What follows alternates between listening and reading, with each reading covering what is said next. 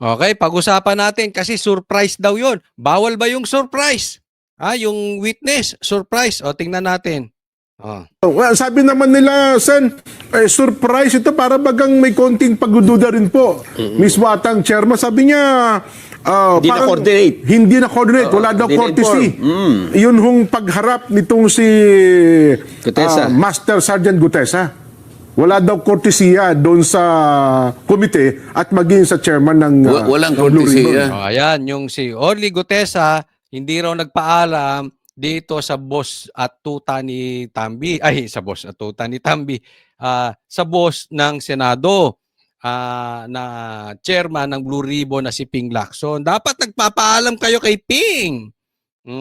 Walang Opo. courtesya. Paano po masasabi na walang courtesya? Di ba nagsalita ako, sabi ko, Mr. Chair, Oo. I am going to consume the remaining time that I have to make a disclosure.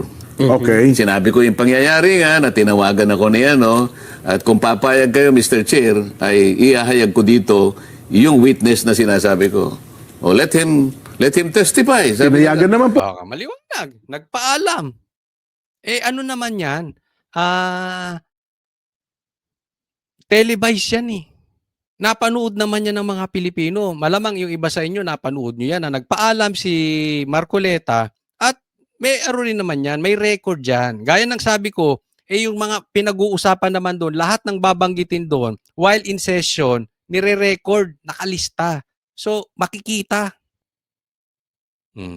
Kaya sinasabi ni Ping Lacson, fake news si Ping Lacson, na surprise. Kasi nagpaalam si Marcoleta. Okay? Kasi binabasto si Marcoleta ng mga, alam mo na, pag tinuro yung amo, kakahol yung mga tuta.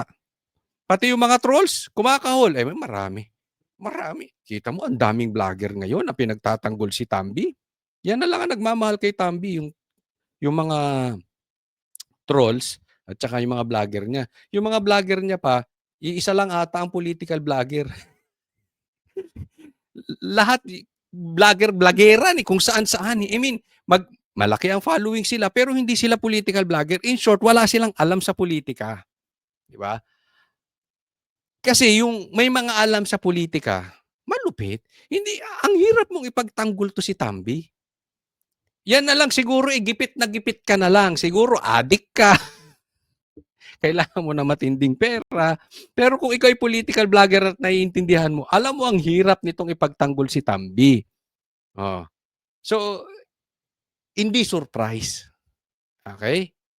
Siguro, ang na-surprise, si Ping Lacson. Hindi niya akalain na babanggitin ng Malacanang, hindi niya akalain babanggitin si Tambi, at hindi niya akalain babanggitin si Saldi. Kaya nagtahulan ang mga trolls, mga vlogger ni Tambi at mga tuta ni Tambi. Pero hindi surprise. Na-surprise sa sinabi. Kasi tinan mo, kung ang tinuro nitong si Orly, si Cheese, si Jinggoy, o kung sino mang mga DDS ang itinuro nito, hindi papansinin ni Lacson kung notarized o hindi notarized. So, yung affidavit, hindi niya ka-questionin na bakit surprise. Kini-question niya kasi binanggit yung amo niya. As simple as that. Hindi mo kailangan maging grade 2 para maintindihan mo yan. Kahit nga wala kang alam sa politika, basic na basic yan.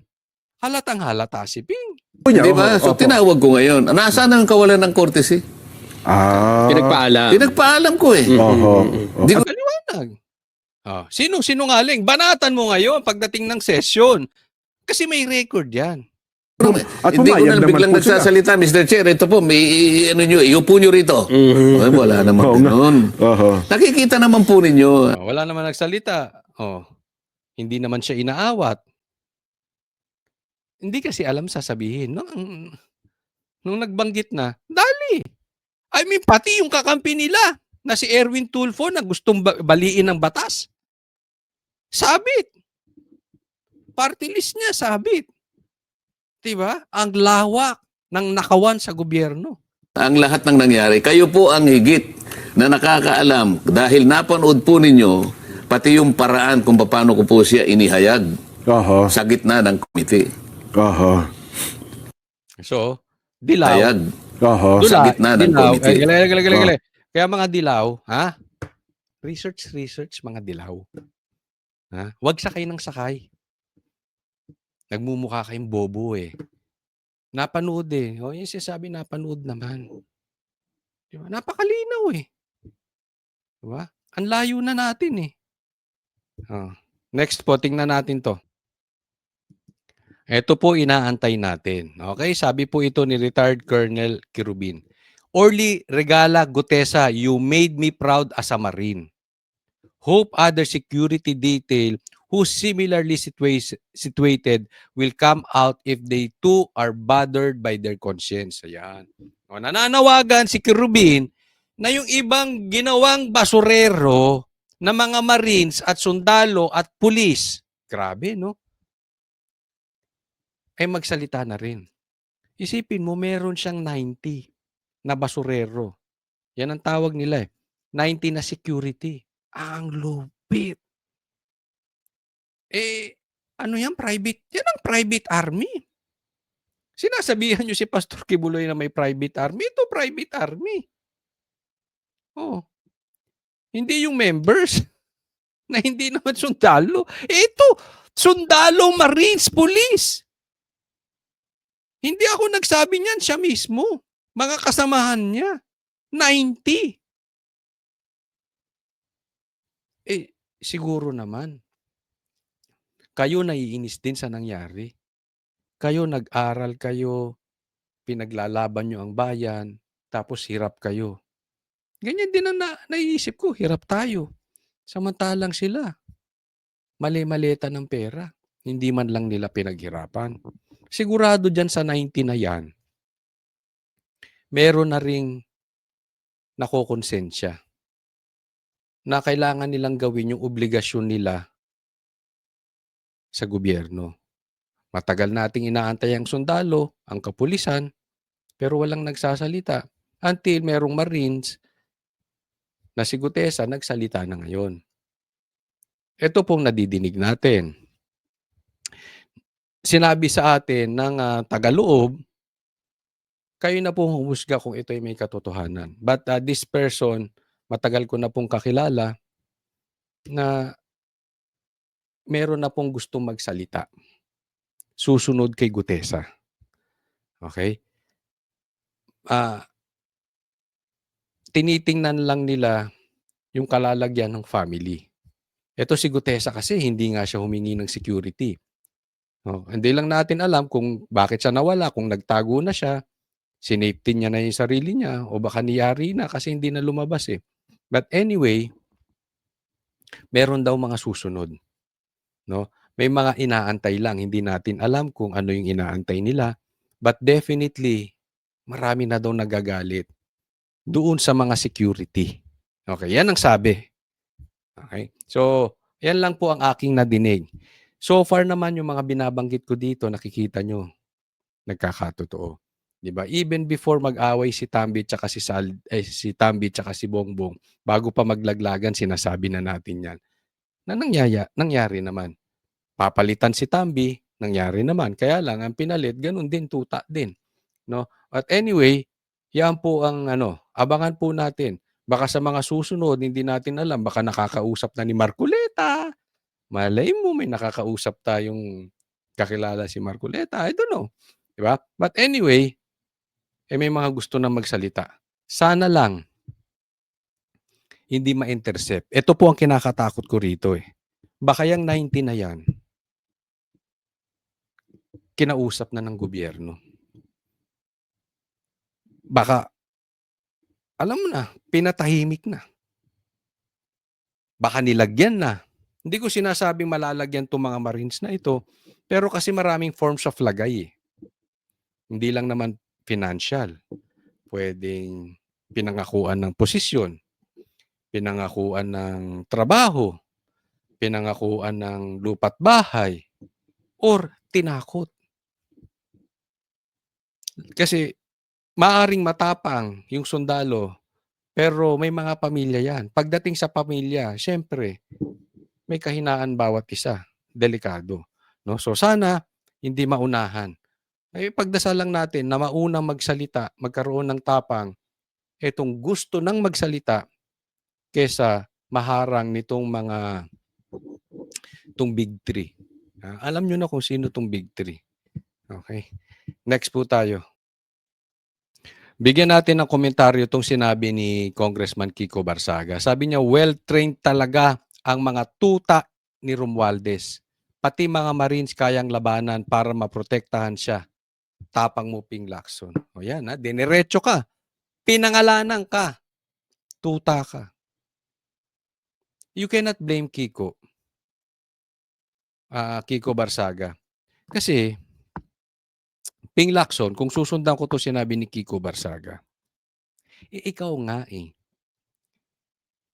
sinasabi ko kanina na ang dapat iniimbestigahan mo ay si Tambi, si Bongbong, at saka si Saldi, yung paper trail, yung money trail. No? Kung ayaw mo silang patawag kasi may excuses ka na parliamentary courtesy, etc., excuse mo lang yun. Pero let's assume, sige, kailangan protektahan yun. Diba? Hindi nyo sila mapatawag. Imbestigahan mo. Diba? Yan ang ipatawag mo, yung mga konektado sa kanila. Binabanatan mo ito Ha? Kaya nga sabi niya, tuta ka talaga. Pero tatandaan mo, Marines po ito. Ha? Marines po yan. Hindi naman siguro. Kasi pag tinignan po natin, yung mga nagtitistigong iba, nabulilyaso sila 'di ba? Nabuko. Halimbawa ako yung contractor. Nabuko ako So kailangan ko na lang magtistigo, sabihin ko kung sino pa yung mga kasama ko. In short, I'm the lesser guilty. I'm the lesser evil, pero yan talaga yung mga mastermind. So, no choice sila, kaya sila nagsalita. Tatandaan natin, si Orly Gutesa, hindi naman siya guilty. Itinaya niya buhay niya rito. Hindi ko alam kung may pamilya siya, pero kung may pamilya siya, itinaya niya rin ang pamilya niya rito. Itinaya niya ang trabaho niya. Kasi hindi naman siya damay, wala naman siyang kasalanan Hindi naman siya nangurakot. Inutusan lang siya mag-deliver. So in short, hindi siya hinahabol ng batas dahil wala siyang ghost projects. Hindi siya contractor. And yet, tumaya siya. Yan ang sinasabi natin. May mga Marines na gusto nang tumaya. Tinitingnan na lang kung ano mangyayari dito. Paano magre-react ang gobyerno tungkol kay Orly. Kaya nga naman siguro to si Ping and company, binabakbakan to si Orly. Para yung ibang 90 securities pa tumigil na magsalita. Tatandaan po natin, may security rin hiwalay pa yun si Tambi. May security rin yan si Bongbong. Lahat yan may galamay. Diba? Na pwedeng magsalita, pwedeng itaya ang kanilang buhay. Pero ito nga, ginagawa nila ng chilling effect. Kaya binabakbakan si Orly para wala nang sumunod na Orly. Nakukuha niyo yung style? Dahil meron na nga gustong magsalita. Kaya lang, napapansin nila, hindi naman seryoso ang gobyerno hanapin yung may sala. Yung gobyerno ang hinahabol yung mga witnesses. Hindi yung kurakot. Ang laki ng problema natin. Patatandaan natin, Marines yan. Iba yan. Iba yan. Tataya yan. Next. Eto, bigyan lang natin ng komentaryo. May pinost si Rob Rances, no? Ako po talaga wala akong alam sa mga artista, sa mga pelikula. Hindi rin ako mahilig ng manood, no? But since naka-season break kami, na-curious ako dito. Ang sabi, now showing the cover-up. O parang parang nangyayari sa gobyerno natin ngayon. Starring Tito Paloma and Ping Baleleng. When truth knocks, they cover the cracks. Ayan. So, na-curious ako. Gusto ko tuloy panuurin. Anyway, talagang wala nga akong TV. Hindi ako nanonood ng TV. Ay matagal na rin ako hindi nakakanood ng sine. Siguro, ano pa yun 15 years ago. Ganun na. Pero gusto ko matry. Total, naka-season break. Kasi tingin ko, that is a waste of time. So, gusto ko kayo manood ng sine. Ngayon, magaling ba tong artista? Ay, hindi ko kasi kilala, ulitin ko. Hindi ko nakakilala yung mga artista ngayon. Parang biglang na may chismis Oy, si Elias. Sino si Elias? O yung mga hindi, basta totoo yan. Honestly, wala akong alam sa mga artista. Gusto ko lang matanong. Pakilagay nyo nga sa comment section kung sikat ba tong artista. Ito starring Tito Paloma. Pakilagay nyo nga kung turuan nyo ko kung worth it bang panuurin ko tong Kasi now showing na, sabi ni Rob Francis gusto kong panuurin. Pero syempre, ako, mga paborito ko, mga artistang Gusto ko, pinapanood ko yung mga artistang magagaling. Baka hindi nyo nakilala kasi matatanda na yung mga sila Robert De Niro, yung mga ganyan, di ba? Baka iba na sikat ngayon. Oo. Di ba? Nung panahon ko, mga sikat, mga Richard Gomez, Aga Mulak. Pero ayoko ng Tagalog. Pero ito, Tito Paloma in Ping Baleleng. Magagaling bang artista to? Sikat ba to? Hindi ba overacting? Ayoko kasi sa artistang overacting, no? So paki lang, baka basagot, pakilagay sa comment section, then babasahin natin. And then siguro titingnan ko kung kaya kong bigyan ng oras. Kasi masasayang oras ko kung pangit yung pelikula. Tapos magbabayad pa ako. Pero gusto ko sanang mapanood sa Senate, mapanood sa yung IMAX, yun. Matagal na akong gusto ko matry yun, di ko pa natatry.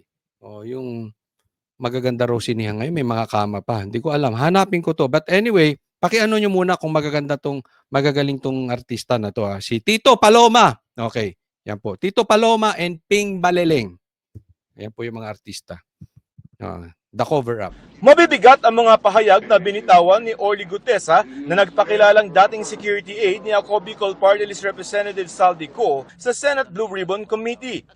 Saksi daw si Gutesa sa paglabas-masok at pag-deliver ng mali-maletang pera sa bahay ni Ko tulad ng nanggaling kay dating ACT-CIS Party List at ngayon Benguet Representative Eric Yap. Teka muna, okay? So, ito si Orly Gutesa ng Marines po ito, ginawang basurero. Yung basurero yung maleta ng pera. Okay, nagdi-deliver siya. Yan na po ang balita. Alam naman po natin yan.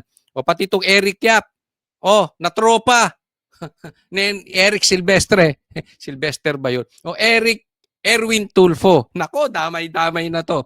Okay, ito po. Sige, tuloy. Kay Benguet Representative Eric Yap, nag-deliver din daw siya ng mga maleta ng pera na tinawag niyang basura sa bahay ni dating House Speaker Martin Romualdez. Nako, dyan maraming nag-react. Labas mga tuta! Maglalabasan ng mga tuta. Siyempre, maraming nasaktan. Pag ang amo mong maraming pera nasaktan, mga tuta lalabas sa lungga. So alam na natin kung sino-sino amoy na amoy, 'di ba? Mayaman na 'yon, mayayaman na yung mga tuta. Humigit kumulang 3 beses ako mismo ang nag-deliver ng basura sa bahay ni Congressman Saldico at sa mga bahay ni Speaker Romualdez sa Ay, bakit mo pag ganong ka pa, Jemmy? Hindi, kasi bawal masabihin yung address. Sinabi niya na rin sa public knowledge na po. Sa katunayan, may mga tao pa nga na nagme-message, Coach Oli, bakit hindi mag-rally sa Forbes? Wag po. Wala ako sinasabing magra-rally sa Forbes, ha? Kasi doon daw yung bahay. Bakit Diskaya nag-rally-rally itong mga komunista? doon sa tapat ng bahay. Ba't hindi kayo mag-rally-rally din daw sa ano? Sinasabihan ako, Coach Oli, ba't di kayo mag-rally-rally din sa tapat ng bahay dyan sa Forbes? Kaya pala naalala nyo dati, kinakabahan yung mga taga-Forbes? O, kasi baka pasukin sila ng rallyista. O, wag, kasi private subdivision po yan. So, yung gawain ng komunista sa Diskaya, wag nating gawin. Okay? Bawal po yun. Siguro kung magrarally kayo, makakuha kayo ng permit. Pag binigyan kayo, pwede. Pero wag nyo yung papasukin yung subdivision ng walang paalam tapos susulatan, ibabandalize nyo yung ano. Wag, galawang komunista yan. Ang tanong lang, bakit yung mga komunista galit na galit kay Diskaya? Pinagbabato yung bahay. Ngayon tahimik. Yun yung sinasabi nung ano, kaya yung sabi ko sa inyo, wag niyong gagawin yan, illegal yan. Pero Coach Oli, bakit yung mga nagrally kay Diskaya, tahimik ngayon, ba't di pagbabatuhin tong bahay sa Forbes? Ayun lang, di natin alam. Di ba? Hindi natin alam. Ultimo yung bahay ni Saldico, hindi, alam naman na, hindi pinagbabato, di ba? Hindi ko kayo masagot. Basta ako sinasabi ko, wag niyong gagawin yun, okay? Unless may permit kayo na mag-rally, yun, pinayagan kayo ng gobyerno. Alam nga namang sabihin ko, wag kayo mag-rally, di kayo naman magagalit sa akin, no? Di ba? Kaya lang, alam naman ng mga komunista. Parang sinasabi nila, ang head daw ng mga komunista ngayon, si Tambi.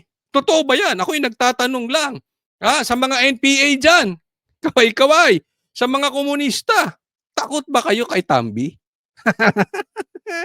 Nagkakaalaman. Tagig. Itinanggi na ni Romualdez at Yap ang alegasyon. Si Romualdez, tinatanggi. Si Saldi. Si Marcos, tinatanggi. Si Tambi. Si Yap, tinatanggi. Ni Bendy. Sino naman yung si Bendy? Si ano, yung Bendalo. Ko itinanggi rin na may tinanggap na pondo mula sa anumang proyekto ng DPWH. Pero ang affidavit ni Gutesa na binasa sa Senado, nakukwestiyon ngayon. Ang notary public kasi na nakapirma sa affidavit na si Atty. Petchi Rose Espera, sinasabi ngayon na hindi raw siya nagnotaryo, lumagda o lumahok sa paggawa ng affidavit ni Gutesa. Tutawan! Labas sa lungga! Tut, tut, tut, tut, tut, tut. Ay, mamaya meron akong balita. Bading daw ito. Daw. Hindi ko alam. Basta mamaya mate. Okay. Focus, Kotsoli. Kasi halatang halata. Sabi niya, ngunit itinanggi ng abogado ni Petchi Rose Espera na siya ang nagnotaryo, lumagda o lumahok sa paggawa ng affidavit ni Gutesa at idiniing ang pirma. Ito ang problema natin. Naglagay kayo ng blue ribbon chairman na hindi abogado. Ito ang problema. Kaya nga inuulit ko sa inyo, I really hope na sa 2028, ilagay po natin sa Senado yung mga abogado. That is very, very important. Kasi posibleng magaling kang politiko, pwede ka naman sa iba. Halimbawa, ni Lito Lapid. Sabi nila, madaming natutulungan sa bayan nila. I don't know kung totoo to o hindi. Pero kung totoo man, mag-governor ka na lang. Mag-mayor ka. Pero sa ganito, mambabatas ka tapos mahina ang utak mo. Or hindi ka na nga abogado, ayaw mo pang kumuha ng staff na abogado. Or may staff ka na abogado, hindi ka nakikinig. Ito yun na sinasabi. Yung affidavit daw ni Gutesa, peke ang notaryo. Okay? Ngayon, sasabihin ko sa inyo, dapat dito, okay, let's assume peke nga. Hindi nga notaryo. Na notarized yung affidavit na binasa ni Orly Gutesa na binanggit ang Malacanang, binanggit sa Tambi at binanggit si Saldi. Kaya ang ang ping ay ano ba yan, Coach Oli? Yung bunganga mo, yung ping ay nanggagalaiti, falsifikado. Okay, let's assume peke. Ano ngayon? Simple. Tanong nyo, yung abogado na hindi bias, ha? Tanong nyo yung mga abogado kasi kinonsulta ko to eh. Tayo man ay hindi abogado, ha? Sige, magtanong kayo ng abogado. Kahit sigurado yung mga senador na abogado na hindi bias ha, o yung mga staff nitong mga senador na hindi abogado, walang kwenta. Wala pong kwenta kung notarize. Bakit? Nag-oath si Gutesa at ang sabi niya ay naghahatid siya ng pera doon sa tatlo. Sa Malacanang, kay Saldi at kay Tambi. Okay na yung kasi naka-oath eh.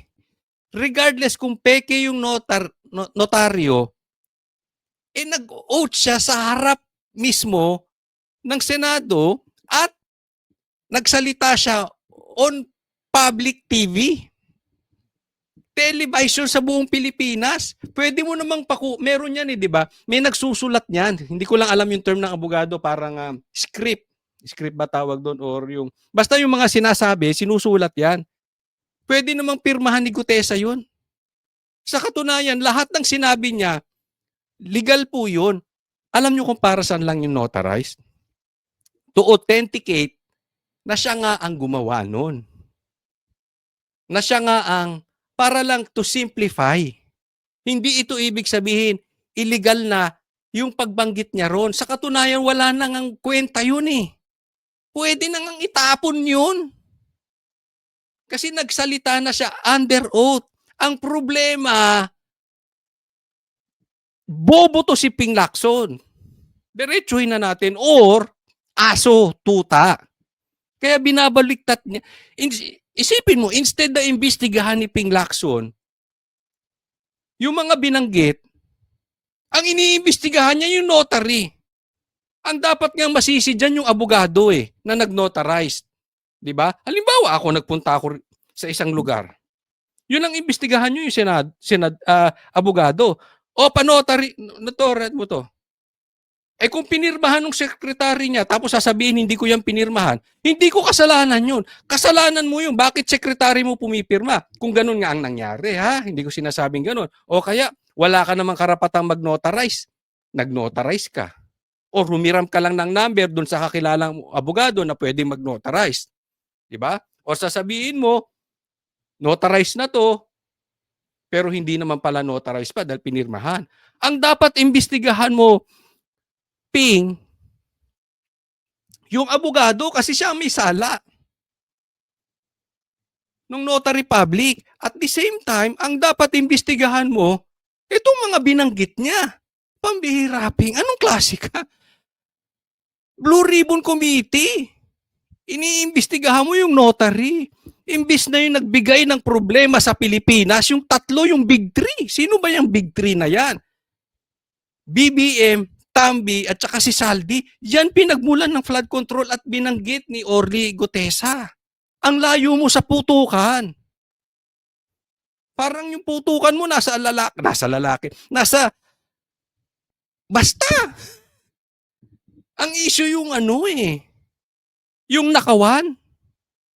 Napunta ka sa Ito yung pambihira itong mga natin, Senador. Ayon kay Senate Blue Ribbon Chairman Senador Panfilo Lacson, palsipikado rin daw at walang otorisasyon ang pirma nito at ibang detalye sa notaryo. Ninonotaryo ang isang dokumento para maging publiko ito at magamit sa korte. Personal na pinanunumpaan ng isang affidavit sa harap ng abogadong nagnotaryo nito. Isa pa yan. Pakitanong mo nga sa abogado nyo. Ginagamit ito sa korte. Ping Lacson, Blue Ribbon Committee is not a trial court. Ay, nako. Kawaan tayo. Ito ang mga senador nating mambabatas, walang alam sa batas. Anak ng pingo. Sige, tanong nyo sa abogado nyo. Pwedeng ang lukutin niya, punitin na yung na yan Nakita nyo kung paano nila tinitwist yung story? Hindi naman dapat binababaran yan. Pero yan ang pinuputok sa media. Ito, kausapin ko kayo diretso. Kayong mga dilawan. Huwag lahat na lang pinapatos ninyo. Pati yung mga ibang media na yung dapat may koneksyon sa nakawan, ng flood control, pinapatos nyo yung mga ganito. Halatang-halata naman. Di ba, Dilawan? Wag, pinatos ninyo yung halatang politika eh.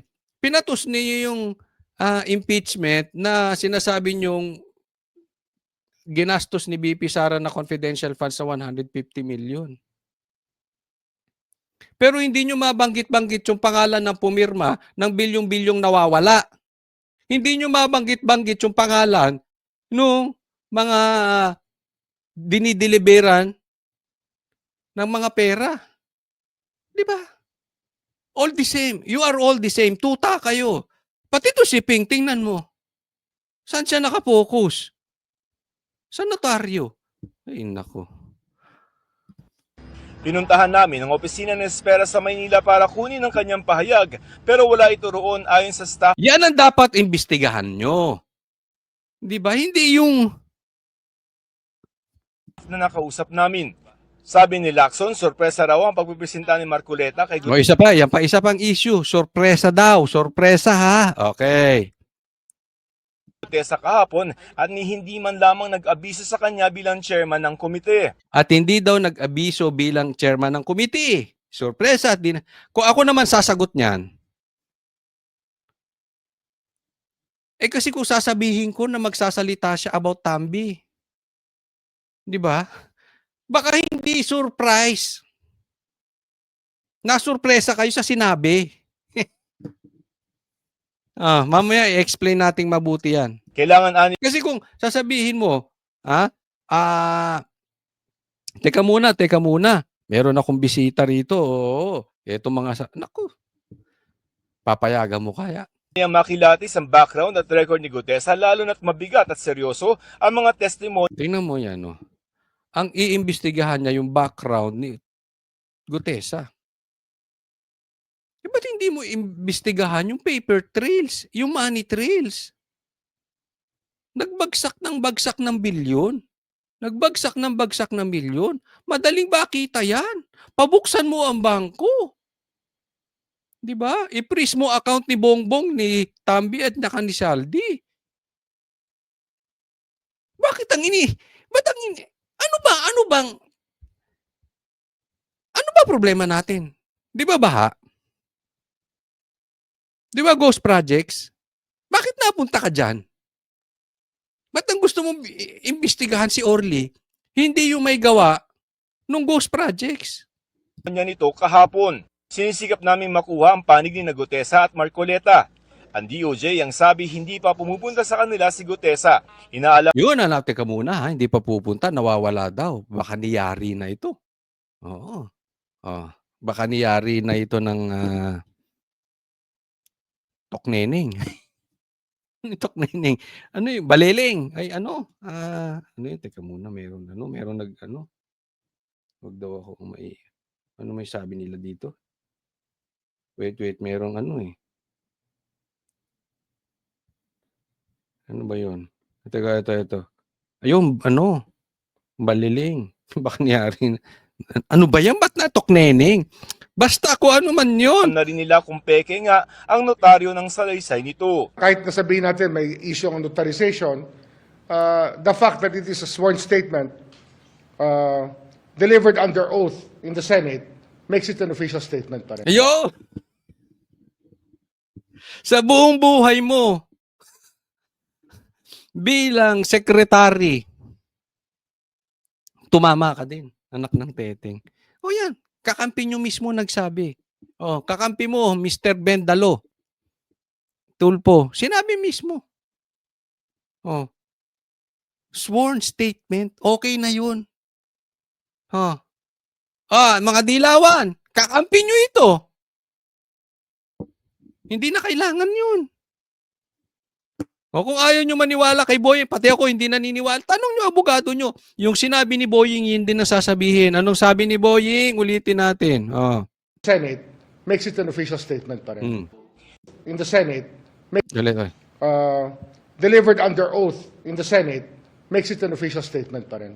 No, kahit na wala na yon. Sa pagtatanong kay Gutesa, binanggit din niyang naghatid siya ng pera para kay Romualdez sa isang bahay sa Aguado Street malapit sa Malacanang. Nang hinga ng reaction ukol dito, sabi ng palasyo, Kung meron pong ganitong talagang pangyayari, patunayan naman po at hindi naman po muli, hindi po makikialam ang Pangulo sa mga pag-iimbestiga na ito. Kaya po nag-create ng isang independent commission para po maging malaya ang pag-iimbestiga, kamag-anak, kaalyado, pinsan man, kapatid man, o anuman, lahat po ay dapat maimbestigahan kung dapat na maimbestigahan. Yan. E-explain natin ito. Kasi hindi daw siya makikialam, kaya nga siya nag-create ng ICI kasi may problema din yung ICI niyan.